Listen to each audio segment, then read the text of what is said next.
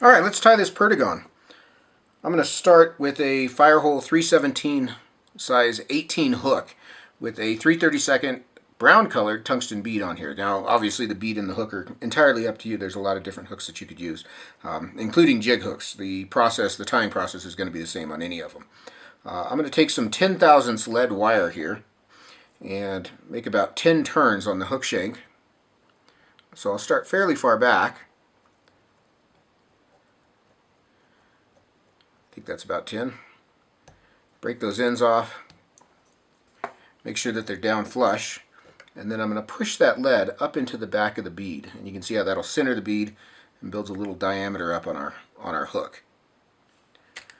I'm going to start some 14-aught Veevus fire orange colored thread. You can see that's a nice bright color. That's going to become our hot spot on the finished fly. It's not really going to show otherwise, but I'm going to start this thread just behind the lead wraps and trim out my tag end. And then I'll build a thread dam from the bare hook up to the diameter of that lead. And I want to do that with as few turns as I can manage. And when I get it just right, the thread should just step right up onto that lead.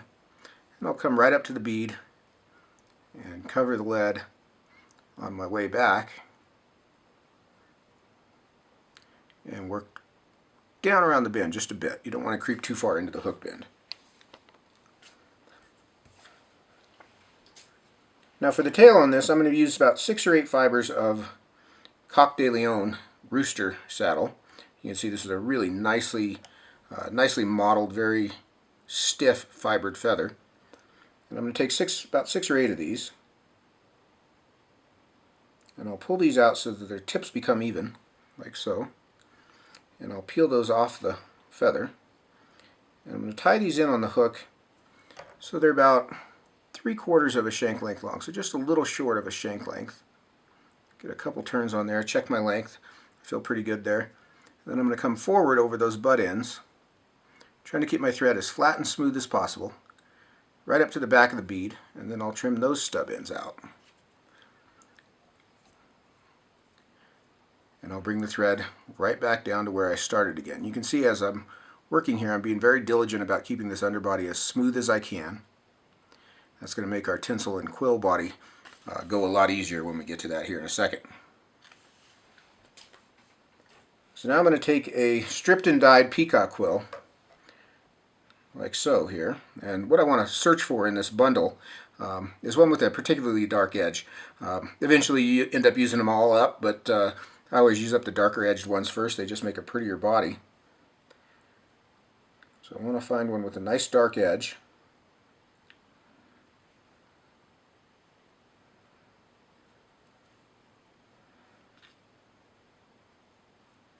About like this one right here. And I'll clip that out of my bundle. So you can see that's got a darker bottom side. And I'm going to tie this in by its tip end, right back here at the base of the tail. And I'll let that tip sort of extend up the hook a bit. And I'll catch it with just a turn or two. I'm just going to use a single turn right there for now.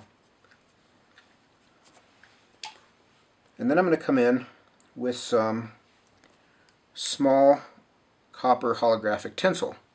And I'm going to treat it the same way. You can see it's about the same diameter as the quill, but I'm going to let that stub end extend forward about the same distance. And I'm going to catch it with the turn.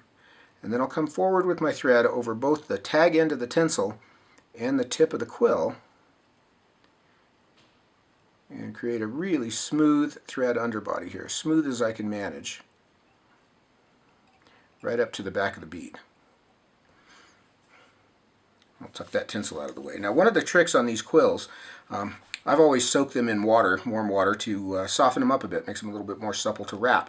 And a friend of mine, he and I were talking about it, and he said, why don't you use the vegetable oil trick? And I said, my friend was Rich Strollis, and I said, Rich, I don't know what the vegetable oil trick is. And Rich said, well, here, I'll tell you. Take a single drop of vegetable oil, run it down the whole bundle, and sure enough, it works. So I've done that to this whole bundle, to this whole bunch, and I just put a drop on there and rub it in, and I just put them right back in the bag that way. and it keeps them soft. You don't have to soak them each time. So really nice little trick, and I think Rich mentioned that he got that trick from Kevin Compton, so credit where credit is due. Good job on both of those.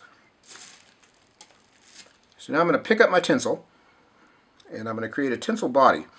So I really want to kind of butt these wraps together as I come forward without building a lot of bulk. So I don't want a lot of overlap. And that's where the smooth underbody will make a big difference in creating this smooth tinsel body. And I'm going to wrap over that right up to the back of the bead. And I'll tie that off with a couple turns. And then I'll pick up my hackle pliers and I'll grab the tip of this quill and I'm going to begin to wrap it. And I want that dark edge toward the back of the wrap.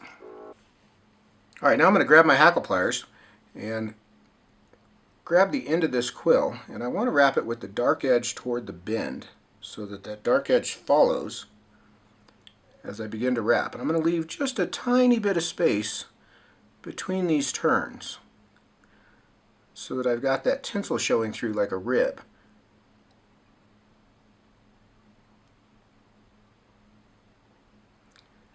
Just nice and evenly spaced all the way up to the back of the bead. Once I get up there, I'll tie that off with a couple of turns and clip that excess out. Just a couple turns over that tag, and you can see we've got a nicely ribbed body there. So I'm going to build a little bit of a hot spot here for the thorax, and to do that I'm just going to wrap the thread. I'm not really going to build up much, just smooth that off and kind of get a nice prominent hot spot. Then I'll come in with my whip finisher and whip finish just behind the bead. Pull that down tight and clip that thread out. Now I'm going to come in with a little bit of Solarez Bone Dry. This is a water thin UV resin, and I'm going to coat the entire body from head to tail, or from right behind the bead all the way to the base of the tail. Top, bottom, and sides. I want to get the whole fly coated.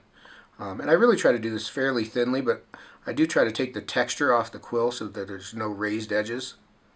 And don't be afraid to use the rotary feature of your vise to make sure you've got the whole thing coated.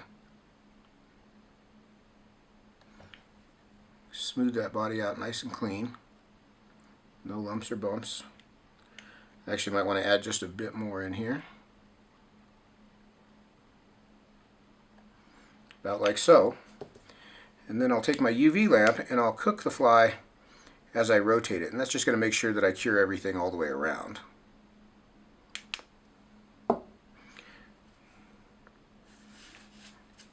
Now for the Wingcase is a pretty slick little trick. Historically, these have had a little dab of black fingernail polish set in right here on top of the thorax to create the Wingcase. But with the advent of UV resin and UV lamps that cure it in 10 seconds and not having to wait for anything to dry, I've sort of lost all patience for waiting for things to dry. So a quicker way to do this is I'm going to take a Sharpie marker, or this is a Copic marker here, but a Sharpie will work fine. And I'm going to actually draw in the Wingcase.